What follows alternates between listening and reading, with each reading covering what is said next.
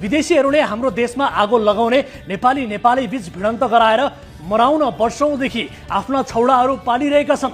अहिले पनि पालेकै छन्। उनीहरूले पैसा दिएर पालेका हुर्काएका छौडाहरू सक्रिय हुने यही नै बेला हो। तिनीहरूको पछि लागेर यदि तपाईहरू बहकिनु भएको छ भने याद गर्नुहोला, तपाईहरू गलत मानिसहरूको स्वार्थ पूरा गरिदिने वस्तु मात्रै बनिरहनु भएको छ।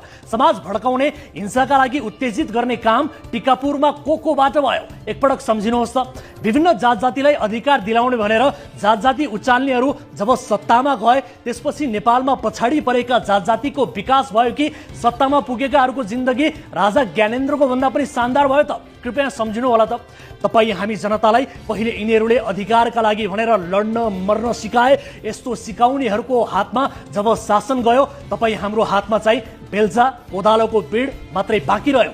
आदिवासी जनजाति, मधेसी, दलित, मुस्लिमको अधिकार भनेर हामीलाई उचाल्नेहरूले पछाडि परेकाहरूको हितमा के काम गरे त? केही पनि गरेनन्। किनभने उनीहरूको उद्देश्य विदेशीको पैसा खाएर नेपालीहरूलाई आपसमा भिडाउने र भिडन्त गराउने थियो। त्यो काम उनीहरूले पूरा गरिदिए। समाज विखण्डन गर्ने, गराउने वा विभाजनको बिउ माओवादीहरूले रोपेका हुन् नि।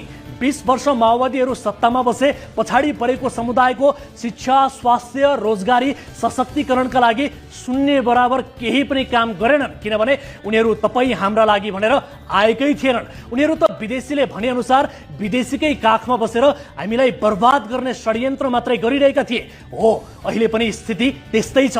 अहिले तराईमा हाम्रो देश भाड्न, सद्भाव खलबल्याउन अर्को तह र तबकाका गिरोह एजेन्डाहरू सक्रिय भएका छन्। तिनीहरू जुनसुकै आवरणमा आएका हुन सक्छन्। तिनीहरूलाई चिन्ने प्रयास गरौँ।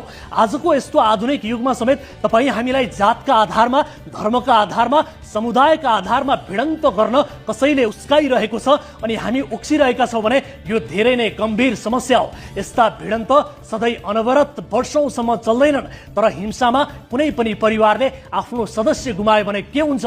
राज्यले माफी माग्ला, क्षतिपूर्ति देला, सहित घोषणा गरिदेला, तर के गइसकेको ज्यानका अगाडि त्यसको कुनै अर्थ हुन्छ त? दुई समूहबीच भिडन्त भयो भने त्यहाँ मर्ने सेना प्रहरी होइन, आम नेपाली नागरिक हुन्छ। प्रहरीसँग भिडन्त भएर प्रदर्शनकारी वा प्रहरी मध्ये कोही तलमाथि भयो भने त्यहाँ एक नेपालीकै ज्यान गएको हुन्छ।